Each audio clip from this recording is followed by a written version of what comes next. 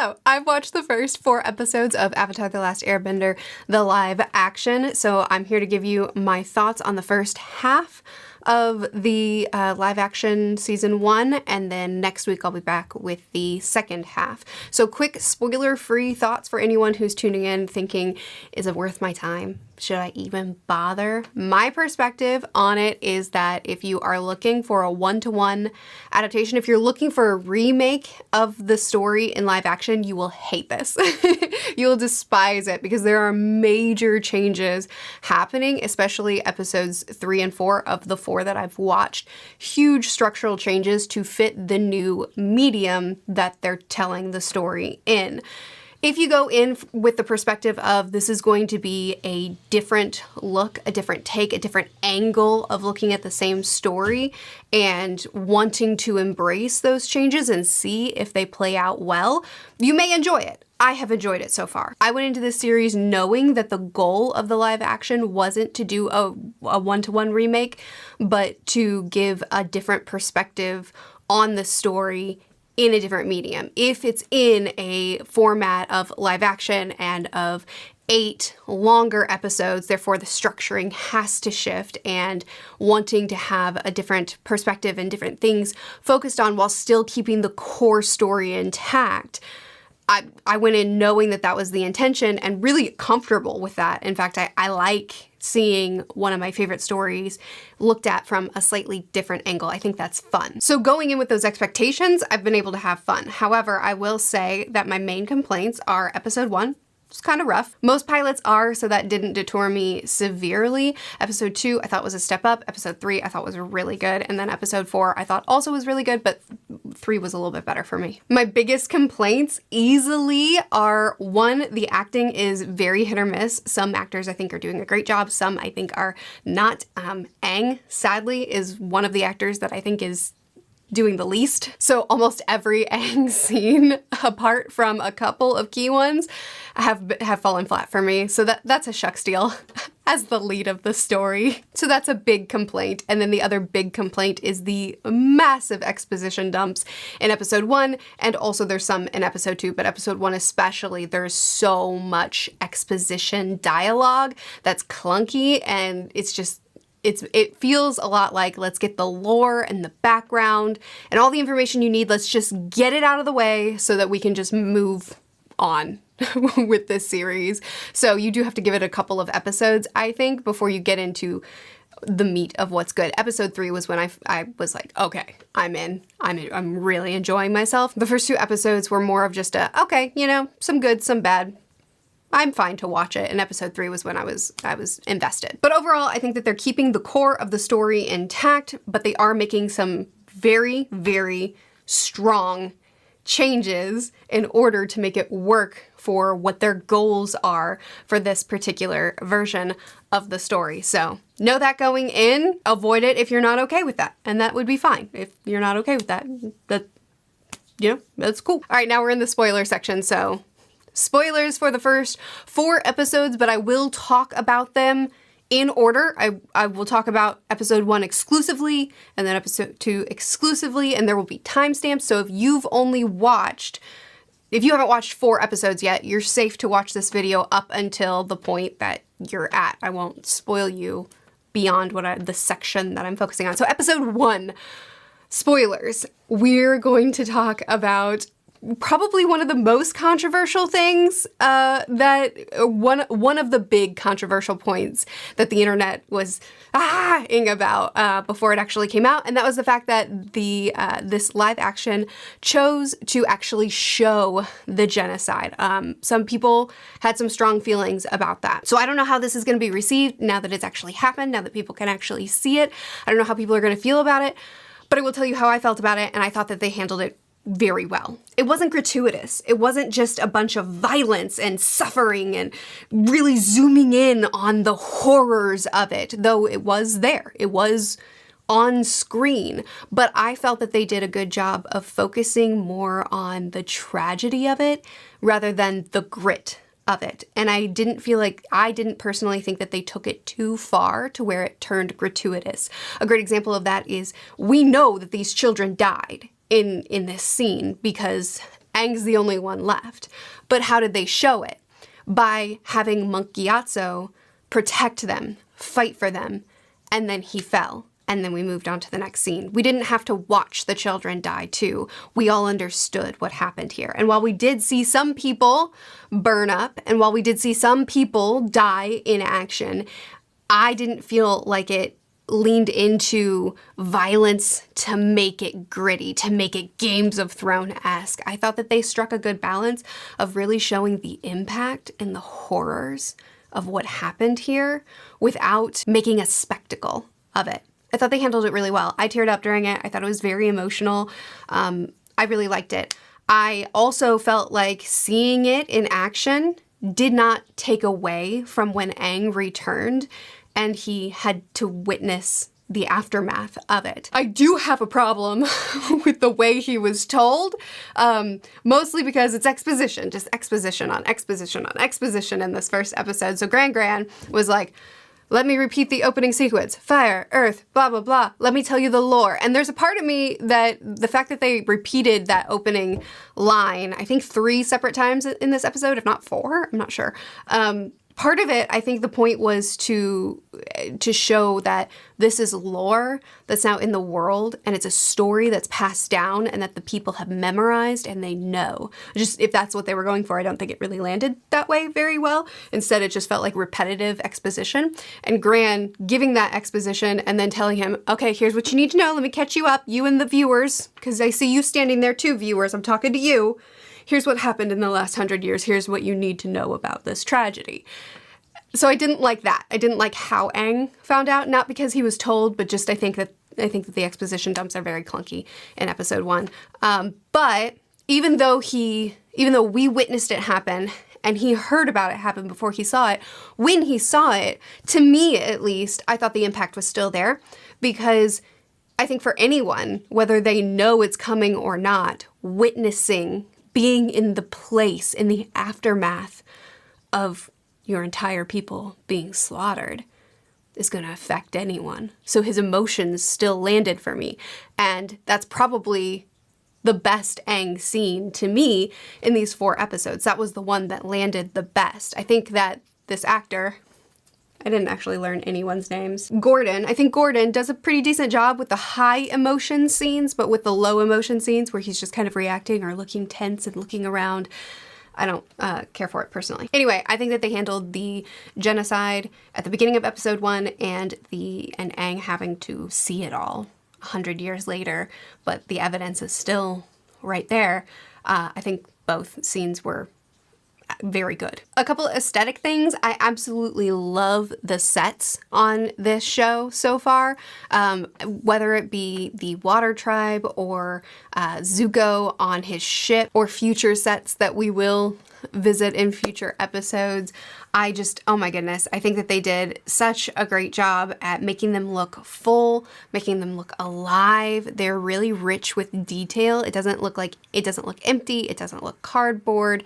I think that they've done a great job with the set design, and I really would love to actually spend more time exploring settings. And that's one thing that I'm like, I wish you had more than 8 episodes, because some of the pacing I have an issue with, as well as some of the places that we visit, I just want to see more than just this little piece of that place. And that's because it's so well built. It's so beautiful. I just want to explore more. I think they made this world come alive really, really nicely. However, the costumes, especially of the Water Tribe, are very new, looking like fresh out of the box. Here's your costume, which is unfortunate. I'm totally fine with the Fire Nation looking slick, looking pristine, looking sharp.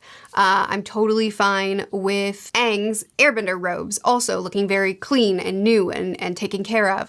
But for the Water Tribe, where they're living and working, doing a lot of manual labor in this, it shouldn't look fresh out of the package. I mean, it can look cared for, but it looks so fresh out of the package for people who are living off of the earth in very harsh terrain.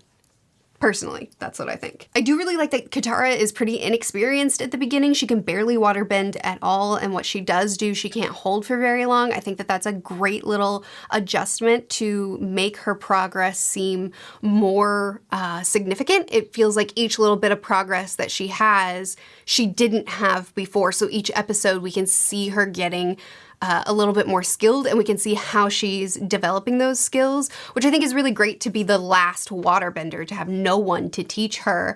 I like, and not only no one to teach her, but Gran shut away the scrolls.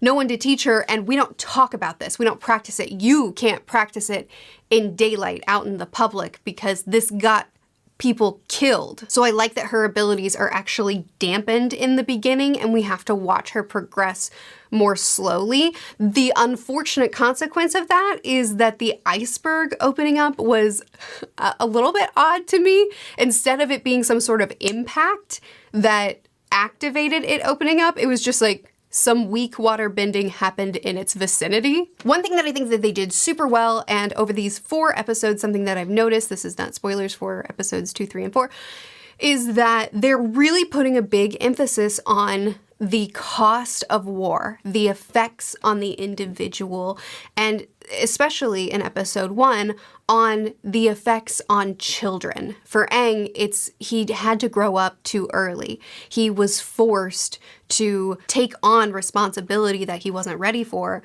because war was happening. And even Monk Gyatso said, if we do this before he's learned before he's learned control, before he's learned self-identity, before he knows who he is or what his goals are, we'll be doomed. This isn't gonna work if we rush this. And he was right. But what choice did they have? And I really like that kind of friction that the series is maintaining between the requirements of war. We don't have a choice. We have to do this. The enemy is coming. We have to let him know that he's the Avatar and start training him in that manner for the people's own good. But the consequence is this child loses his childhood. This child is pushed beyond what he should have. This child isn't ready to bear this burden. Just the same, we also explore that a little bit with Sokka and Katara. Unfortunately, with them, it's more through exposition in episode 1, though we do get to explore it more in the later episodes. But we see how they too had to grow up too fast because their village was attacked, because people died, because people had to leave and go fight 3 years ago, and we haven't heard from them since. And now we have to take on leadership roles, even though we ourselves are just kids. Now, all these things are obviously explored in the original as well. I just think I really like the emphasis and the focus that the live action is putting on this as well, and I think they're doing a good job at it. While I have an extreme soft spot for the first confrontation where Zuko comes into the Water Tribe and Sokka just runs up the ramp to fight him and Zuko just kicks him and knocks him off and continues on as if nothing happened. I think it's so funny, but it is cartoony, which is not a bad thing for a cartoon. Don't mishear me. That's not a negative. It's just a truth. It works for a cartoon. So I understand why they felt like they had to change it for the live action. So what they did was also good for the themes of Sokka stepping up, trying to be bigger and badder than he is, trying to be the leader that he feels a responsibility to be, but at the end of the day is overpowered, and, you know, it worked. It worked. But I do have a soft spot for the way it was originally done. Overall, episode 1 was kind of a mixed bag for me. Lots that I really loved, lots that I didn't love. It ended up being about a 6.5 out of 10, which is a fine score, I think, for a pilot of a show. Episode 2, Kyoshi Island. You know what looks great? The Kyoshi makeup. The inner eye being orange and then fading out into other colors. I'm color deficient. I can't identify what. I noticed the change in spectrum, and I think it's cool looking. Episode 2 had a rushed beginning, in my opinion, but then did slow down a little bit and had a couple of really great breather moments, specifically with Suki and Sokka. They really gave those two time to develop, even though there's a lot about these 4 episodes that do feel rushed to me. When they first arrive and Sokka tries to relate to Suki about, I'm a warrior too, and I protect my people too, but then when she starts asking questions, he just kind of falls apart, showing his inexperience and immaturity, but like he's trying, he really wants to be who he thinks he's supposed to be. And he sees a woman who proper is a warrior and defending her people, and he's like, me too.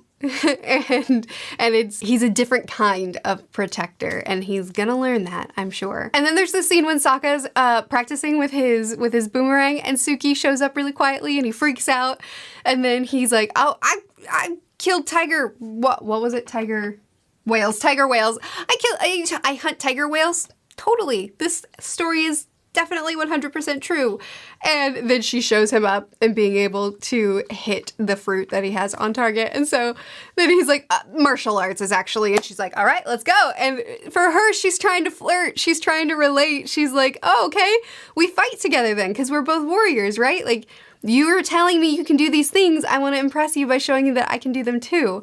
But it's awkward. They're both bad at it because they're just inexperienced kids. And so he runs off and it's cute. And then of course we see her training the Kyoshi warriors, who look amazing, by the way. I love them in motion. And Sokka's kind of looking in, so she dismisses them, and then they train together. She shows him the moves, he humbles himself instead of puffing himself up. He lets her teach him. There's chemistry, there's flirting. There's some of it that, there's like long stares and awkward, like, I'm watching you with your shirt off, like stuff that is more cheesy than good.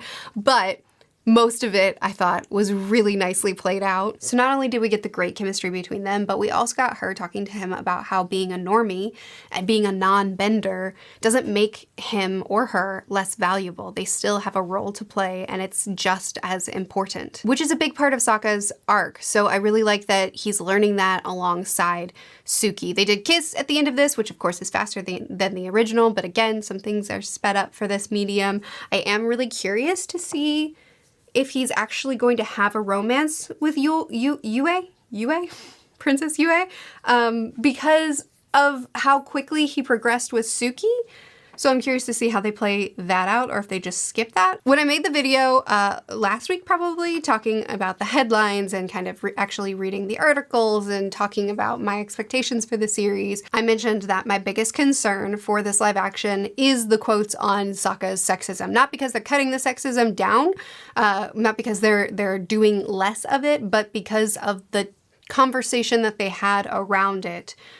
The reason that they gave for why they were toning down the sexism was because Sokka was a bad guy, or a jerk, or they called him names, or because some of the scenes didn't age well. And to me, that was far more concerning than them wanting to tone down his sexism, because it seemed like a misunderstanding of Sokka's character.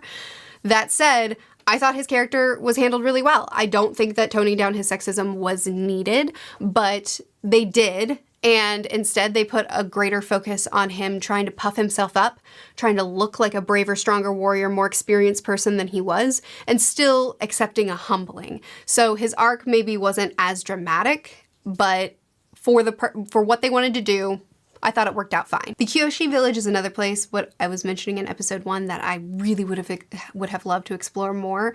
I think the culture of the Kyoshi village is really fascinating, and the setting I thought looked fantastic. So I would have loved to spend 2 episodes here and be able to explore it a little bit more. But the truth is that I think that the downtime of the live action so far is the weakest of it. Normally I would lobby for more downtime. I want to see the characters interact. I want to see the characters have room to breathe and to talk and joke around together and have those human moments and not just go, go, go, go, go. But I actually, for this live action, I think that the downtime is the weakest parts of the live action. And I think those moments of breathing usually, to me, come off a little bit more stilted and a little bit less natural. And I think that the high emotion, high impact scenes are actually what are the strongest bits. Speaking of which, another thing that was a bit controversial that came up in one of the interviews is that they were changing some of the rules of the Avatar state. Oh my goodness. There were opinions about it. I think it's great. The Avatar state looks great. I think it's functioning exactly as it should. The change is that, at least so far, the change is that Aang is restricted to only being able to use the Avatar state he's only able to, not use the avatar. He's only able to connect with previous avatars if he's in their particular shrine. So he could only connect with Kyoshi on Kyoshi Village. He would only be able to connect with Sozin in a Sozin shrine, and so forth. I love the implications of this because one, that puts a limit on his abilities that make sense and that would function really well in the story. I think it doesn't limit his ability to go into the avatar state. It just limits his ability to access his past selves and get advice. Plus, if we were to think this out, if we were to play this out, that would mean that we could go, when we're in Omashu, we could go to a shrine that's in Omashu and we could connect with the personhood of an earthbending avatar. When we're in this location, we could go find a previous water bending avatar and connect with their person. So we're not mostly focused on Roku with a little bit of Kyoshi here and there, but not really focused on any other avatar. It would give us the opportunity to connect with the personhood of many different avatars. Now, do I think they're gonna do that in this live action? No. I just really like this change for the implications of what it could be for the series. And when he does connect with Kyoshi, it's so good. We know Kyoshi. We know she's a little bit more cutthroat. She's a little bit more harsh. She's a little bit more direct. And she acts that way. And then she's able to handle it when Zuko and General Zhao show up and then the town is under attack and they're waiting for the Avatar to come and they're freaking out because we're all gonna die. when they need the Avatar to save them, Kyoshi is able to show up and save them, which is great because it shows off the ability of what the Avatar can do to any new audiences that don't already know without overpowering Aang too early. So Kyoshi comes in, she shows off, and then leaves. So again, I have the same complaints. I think that the acting is pretty hit or miss depending on who we're looking at. I think that there was still a decent amount of exposition in this episode, though it wasn't nearly as bad as episode 1.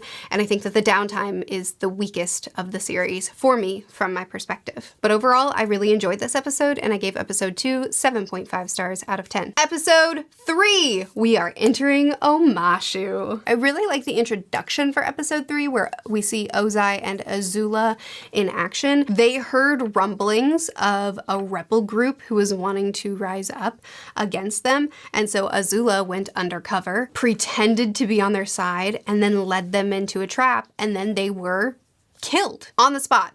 Burned to death. I really thought that this was effective for the purposes of showing that Ozai and Azula have no problem executing any whiff of resistance. If they hear that there's some group forming, some group of people that are trying to resist, they will just execute them so that no one will rise up, so that everyone knows what their fate is if they say no. That's a good dictator, fictionally.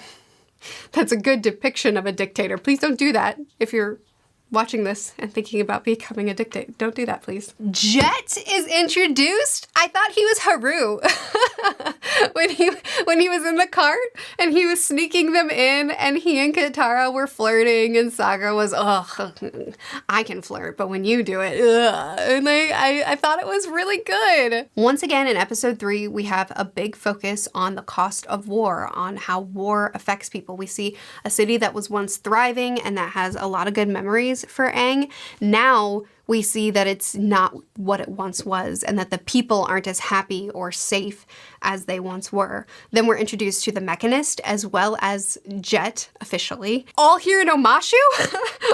What? I did not expect to bring Jet and the Mechanist into Omashu and then explore their plot lines together. I see this being a controversial. I see this being something that people complain about for sure. Like, we're skipping the Northern Air Temple. We're just gonna skip over Aang's history and heritage being erased and replaced with something else and how he feels about that and the experience that he has through it. I can definitely see this bothering people. And personally, I think going to the Northern Air Temple would have worked with what the live action was doing, because it is trying to focus on the trauma and the cost of war so much more. So also having a people group who were erased, and then their culture and where they lived and what they left behind being erased as well, to make room for something new, and how that would affect Aang, and how that would affect him, who still hasn't recovered from what he's recently learned about his people group. I think it would fit with the live action really nicely.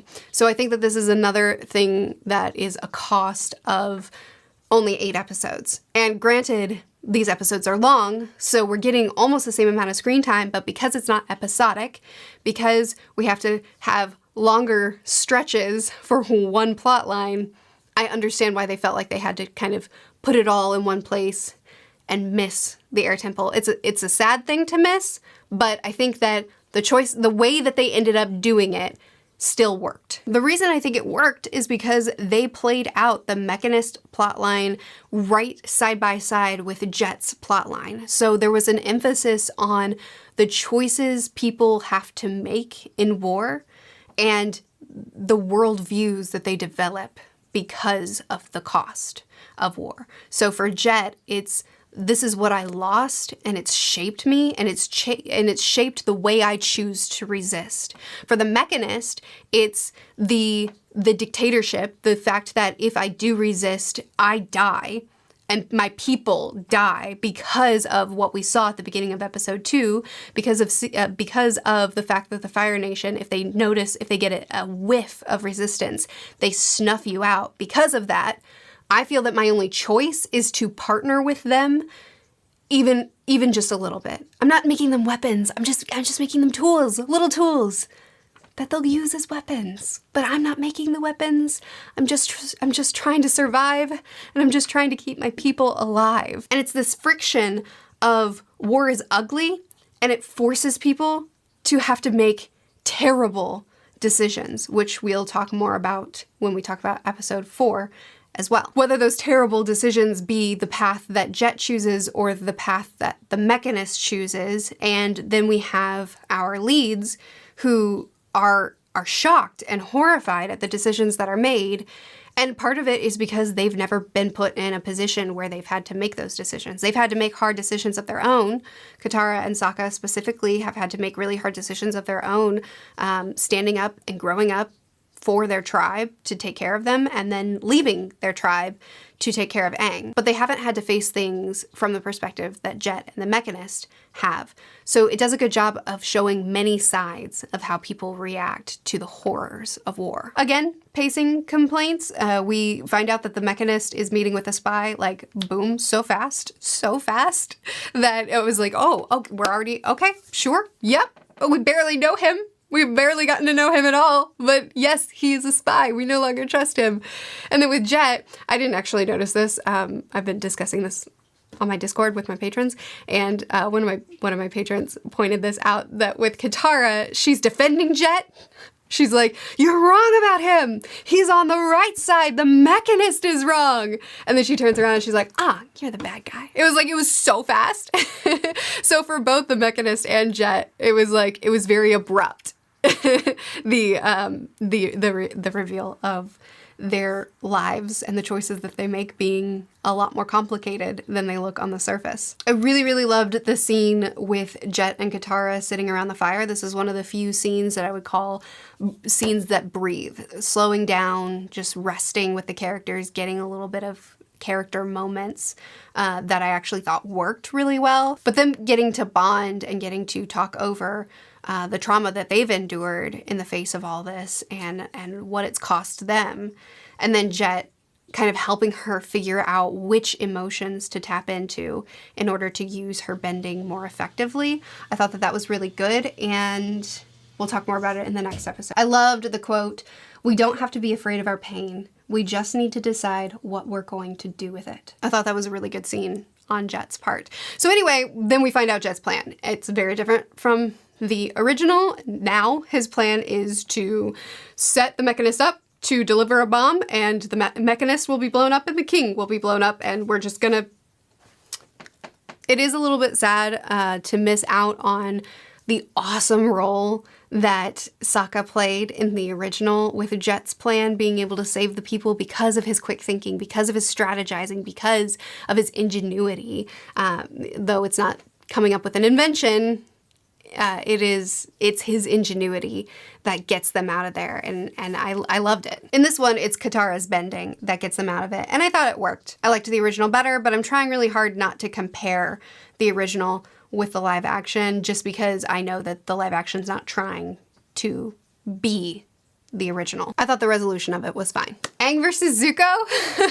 It was interesting to have a scarf battle. I love the part with the cabbage merchant so much, and Iroh getting captured to cover up for Zuko's sloppiness was so beautiful. I love Iroh's actor so much. And they did a good job of also showing immediately on Zuko's face, who I like Zuko's actor too, showing immediately on his face that this affects me. I was sloppy. I messed up. And I just lost the one person that's on my side. The one person that has stood by me and believed in me is gone, and that's my fault. That affected him, that scene. And it did it subtly instead of through an exposition monologue.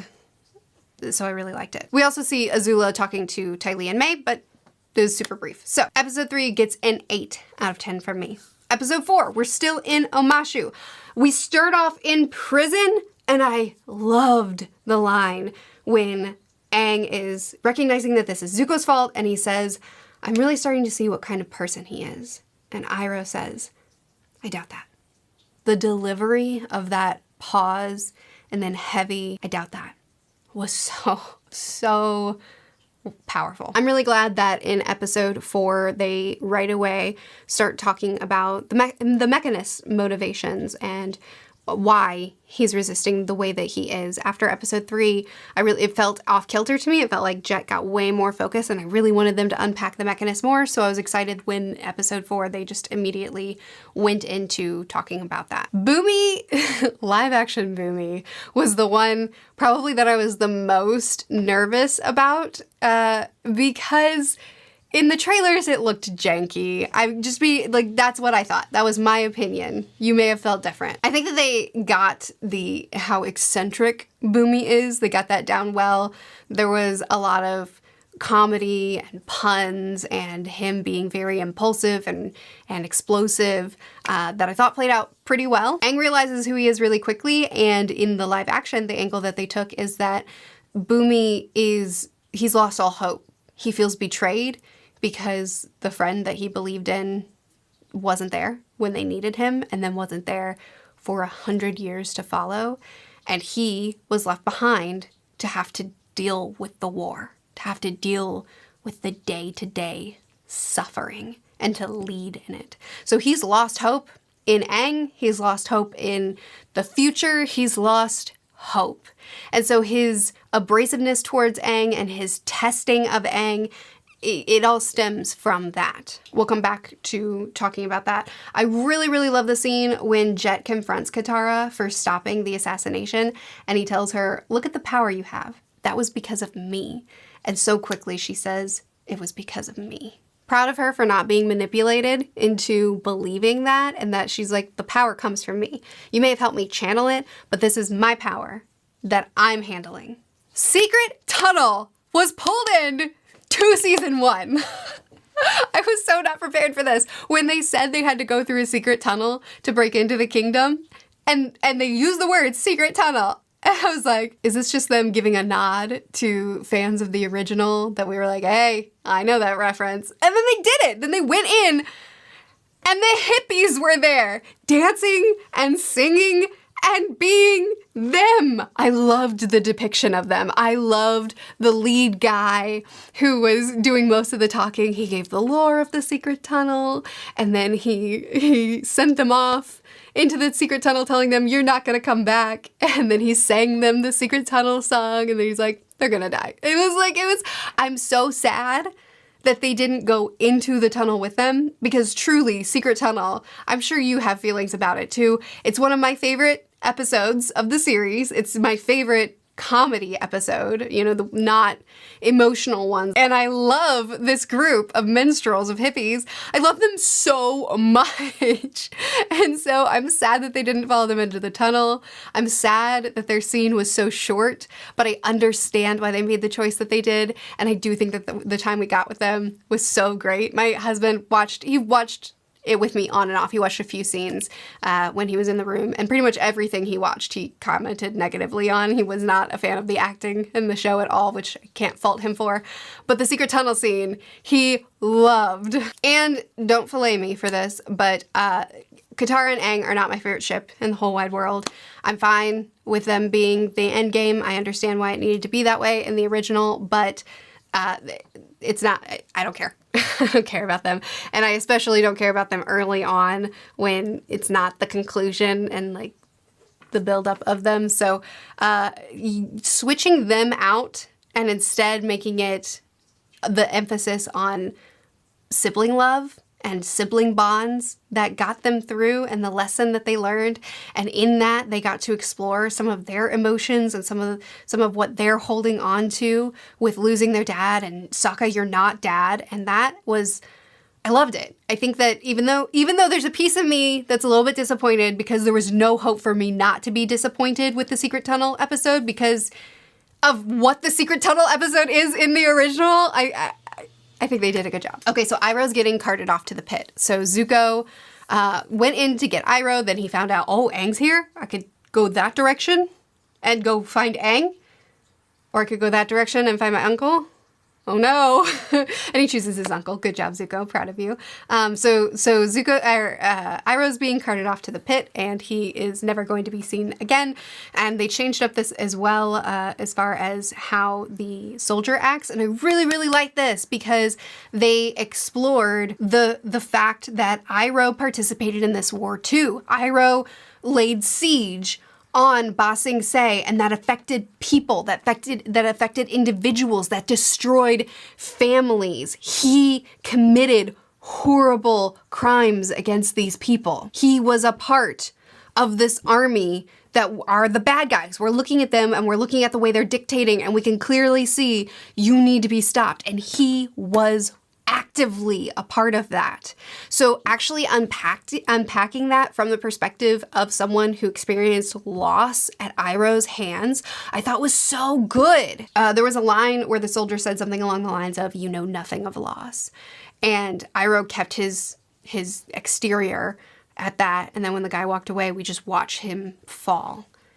And then we cut to the funeral.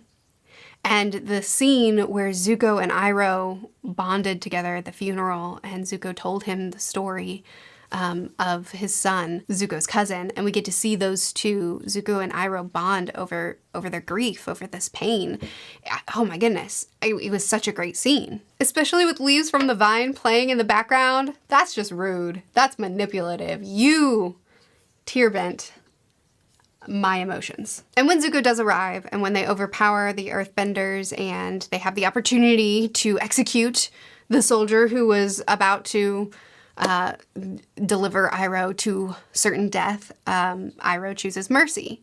And Zuko doesn't want him to, and he's like, Iroh ended up getting badly injured from him. And Zuko's like, this is what you get. This is what you get for showing mercy on an earthbending soldier. And Iroh says, we've all seen enough death. I think that scene was really important, especially because Iroh kept up the tough exterior. And when the soldier was confronting Iroh about the pain that he had experienced and the loss of life that Iroh caused, and Iroh's response was, I was a soldier in a war. We all were. And to me, that played off almost as dismissive. So seeing Iroh getting the flashback with the funeral and then seeing him show mercy and not wanting to continue the killing, I think did a good job of solidifying that was him playing the role. That was his exterior that he had to hold up for the sake of that scene, but that he is a changed man, that he is regretful of what he did, which we already know if we watch the original, but I think that the way that all played out, it worked really well for me. Aang versus Bumi. This didn't work out so well for me. I didn't hate it, but I didn't love it. Again, I don't love Aang's acting. Gordon, I don't love the acting for Aang's actor, and so most of his scenes fall flat for me. Again, I think that they do capture Bumi's eccentric nature well, and I think it all plays out fine, and I do thematically really like that they played Bumi as someone who's totally lost hope, and he's doing these tasks because of the bitterness, as well as to teach Aang a lesson. So I really like it thematically, but as it all played out, it just kind of was flat for me. What I did really like about these scenes was Bumi challenging Aang with the boulders, where one was falling on top of Bumi and one was falling on top of Aang, and Aang was holding both up with his airbending, but he could only do it for so long, and he needed Bumi to actually fend for himself, otherwise they would be crushed. And Bumi was telling him, crush me then, crush me. And I think part of it is because he lost hope in Aang and he didn't expect him to save him now, since he hasn't saved him before. And then part of it is as a lesson, telling him, this is war. This is what I've been living through and what you're stepping into, what you haven't lived through yet. Choices, impossible choices. Who do you save? Whose life do you protect? Who do you give resources to? Who do you let die? That's the impossible position that I've been put in for the last 100 years while you've been gone. Make your choice. Learn this lesson. It was so powerful. That was the part of the Aang Bumi dynamic that I thought played out so well, is Bumi challenging Aang of, this is what we face. This is what we face. Those that have had to live through this, those who have had to survive. It's been horrible. It's stolen everything from us. So now you choose. Now you learn this lesson. Oh my goodness. So good. I think the resolution was so cheesy. Oh my goodness, it fell flat. For me, talking about my experience, I'm not trying to impose that on you. For me, the resolution, just such a bummer. Thematically, it worked. You know, I can't make the choice. I can't save everyone. I can't do it all myself. But my friends who arrive at the 11th hour can slide on some ice and help me do it. So the idea of, I can't do it all on my own, but my friends can help me. And, you know, friendship isn't dead. And I don't remember the exact line that Aang delivered here, saying that he still has hope in friendship, but also just for the series as a whole. It works thematically for what the series does. I just thought it was cheesy as all get out. I thought that the scene that was happening was really impactful. It was a really good situation to put these characters in, especially because these 4 episodes have focused so heavily on the cost of war and the cost to the individual and how much war hurts. And so making Bumi challenge Aang and say, look, this is what it is. This is what we've gone through. Make your choice. And that the solution was, I don't know how I would have resolved it. I don't know what could have been a more satisfying resolution. It was just so visceral, and then an easy solution to it. But oh my goodness, the ending of this episode had me sobbing. Like, it wasn't cute. Ending this episode on Iroh and Zuko setting out after Zuko got his scar, after he's been exiled, when he now has to go look for the Avatar, and it could take the rest of his life. He could never get there.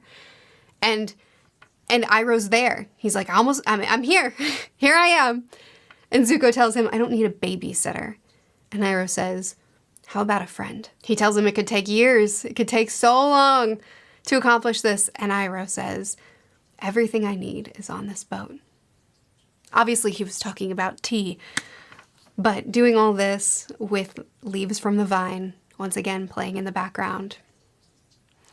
I admit that this scene and the flashback of the funeral wouldn't have hit as hard if I weren't already extremely attached to the original, but shoot, it sure did.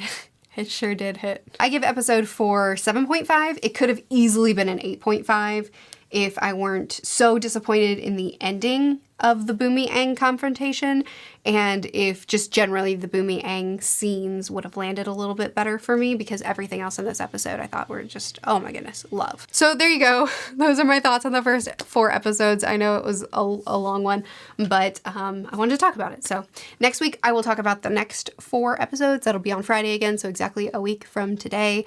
So far, my overall thoughts are I'm enjoying myself. I didn't go into this expecting it to match my feelings for the original, so the fact that it hasn't is of no consequence to me. I expected to, hopefully, my goal, my hope, my dream was that I would have a good time, and so far, I'm having a good time, so that's a win. But I would love to hear what you think. I know that this is probably going to be an adaptation that there will be a lot of opinions on, so please give me yours. I'd love to know what you thought of these first 4 episodes. Please don't comment on the next 4, at least not on this video, just because I would like to be able to see the comments, and I don't want to be spoiled, even though, I mean, I understand. I've seen the original. I know what the plot is, but, you know.